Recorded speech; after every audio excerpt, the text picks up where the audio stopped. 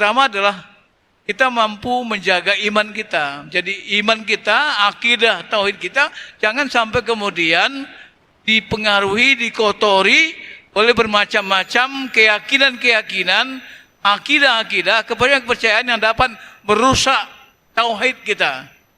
Nah, itu perlu kita jaga itu. Karena bagaimanapun ya kita akan mendapatkan husnul khatimah, kita akan mati secara muslim itu ketika kita betul-betul mati dalam keadaan tauhid. Sehingga Rasulullah mengatakan, man kana akhir kalamih biqauli la ilaha illallah dakhala jannah. Barang siapa yang akhir kalamnya, yang kesimpulan hidupnya, yang prinsip hidupnya itu adalah mentauhidkan Allah Subhanahu wa taala, la ilaha illallah, maka dia pasti masuk surga. Sehingga Rasulullah SAW mengatakan, kullu ummati yadkhulul jannah. Setiap umat itu pasti masuk surga, illa man aba. Kecuali hanya orang yang enggak mau. Sehingga sahabat bertanya, mana apa ya Rasulullah? Siapakah yang enggak mau masuk Rasulullah? Rasulullah mengatakan, man atani dakhala jannah, man asani faqad aba. Barang siapa yang taat kepadaku, yang ikutin sunnahku, maka itulah dia yang akan masuk surga. Tapi barang siapa yang maksiat, barang siapa yang mendurhakai, barang siapa yang tidak mau ngikutin sunnah Rasulullah SAW, maka itu orang yang tidak mau masuk surga.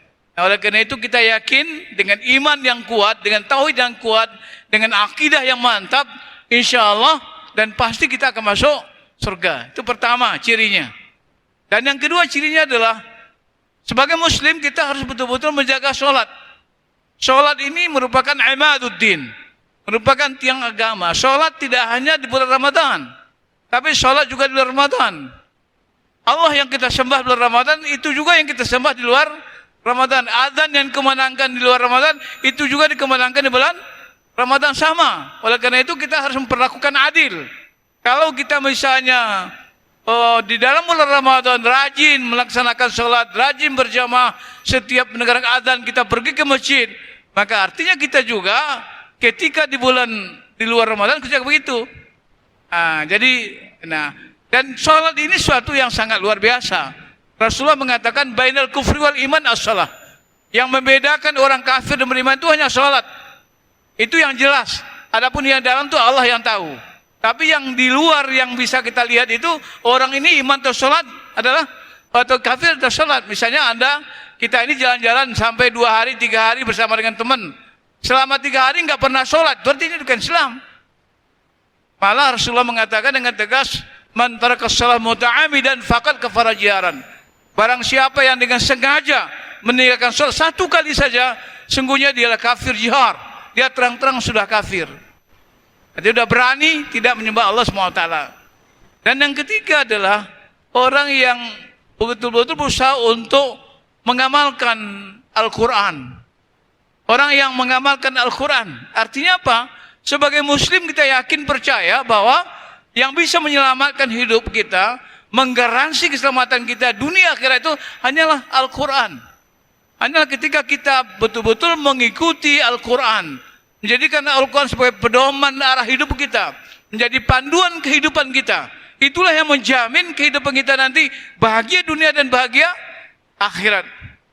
Sehingga Allah SWT ketika memerintahkan Adam turun ke bumi, qulna bitu minha jami'a, turun kalian semua ke bumi, fa imma ya'tiyannakum minal huda, sekiranya datang dari petunjuk, faman tabi'a hudaya, barang siapa yang ikut petunjukku, yang hidup berdasarkan Al-Quran, fala khaufun alaihim walahum yahzanun. Mereka tidak akan pernah merasa takut dan tidak pernah merasa bersedih hati. Itu yang ketiga itu. Dan yang keempat, kita bangun silaturahim. Bagaimana silaturahim kita bangun selama Ramadan? Kepedulian sosial kita. Jamaah kita jangan jadi jamaah yang autis. Ya, saya maksudnya jamaah autis, kita sudah berjamaah setiap hari tapi tidak saling bicara, tidak saling kenal. Ya, sama juga di rumah sekarang. Banyak jamaah keluarga yang autis, masing-masing pegang HP sendiri. Kemudian tidak kenal istri, tidak kenal anaknya. Kemudian kadang-kadang anak sudah tidak ingin jadi diri sendiri, malah ingin jadi HP. Karena HP selalu menjadi pegangan orang tuanya, ibu bapaknya. Kita jamaah juga begitu. Kita ini salah satu daripada rahasia berjamaah itulah ukhuwah. Ukhuwah Islamiyah itu karena silaturahim.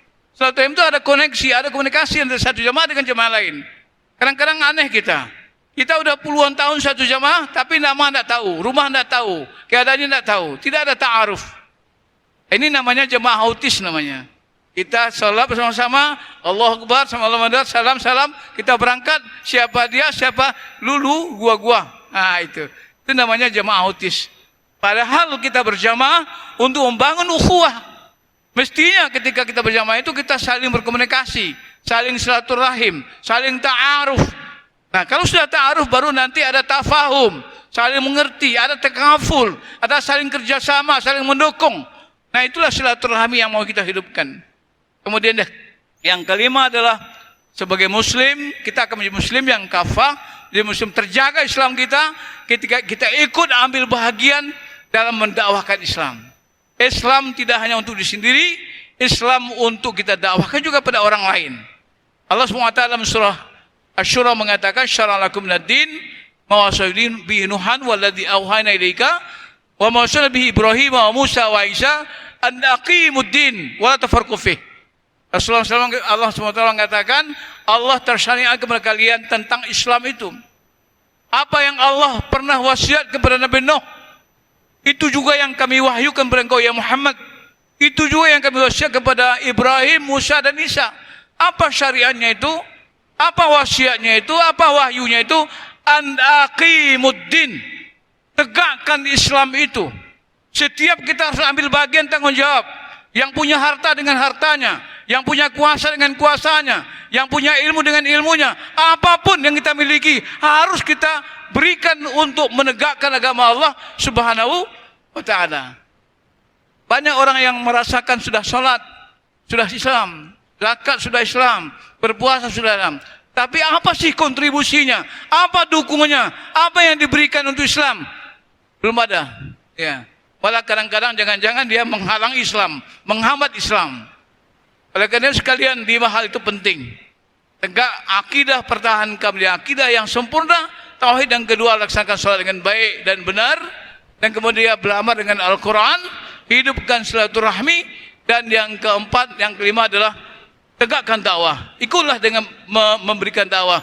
Man jahaza, man kharaja fisabilillah faqad gaza. Man jahaza ghazam fisabilillah faqad gaza. Man taraka bil khair fisabilillah faqad gaza. Rasulullah mengatakan, barang siapa yang keluar dari Allah SWT, yang berangkat untuk menegakkan agama Allah SWT, untuk berdakwah, maka dia sudah berjihad fisabilillah. Man jahaza fisabilillah. Barang siapa yang memberikan perbekalan kepada orang yang berjuang di Allah SWT, yang memberikan hartanya untuk pendidikan, untuk masjid, untuk gerakan-gerakan Islam, maka faqad gaza, sungguhnya mereka telah berjuang di Allah SWT. Man taraka bil khair, orang yang tidak pergi kemana-mana, tidak nyumbang juga, tapi dia di rumah, tapi dia santuni para pejuang-pejuang. Dia berikan kontribusi, dia berikan dukungan, kepedulian terhadap para mujahid fisabilillah. Maka dia sudah faqad gaza, dia sudah juga berjuang. Oleh karena itu masing-masing kita ambil bagian kita. Kalau kita punya ilmu dengan ilmu, punya harta dengan harta, punya waktu dengan waktu, punya tenaga dengan tenaga, semua yang kita miliki gunakan untuk apa? Untuk menegakkan Allah SWT. Dan itu nanti kita akan diminta oleh Allah tanggung jawabnya di hari akhirat. Berjuang menegakkan agama Allah tidak hanya kewajiban para mubalik, tidak hanya kewajiban ulama, tapi setiap pribadi muslim fardu ain untuk ambil bahagian dalam menegakkan agama Allah Subhanahu wa taala. Kalau puasa kita hari ini mampu menjadi kekuatan besar dalam diri kita untuk mendorong kita membangun 5 ciri utama ini, insyaallah kita menjadi orang yang berhasil menjadi muttaqin.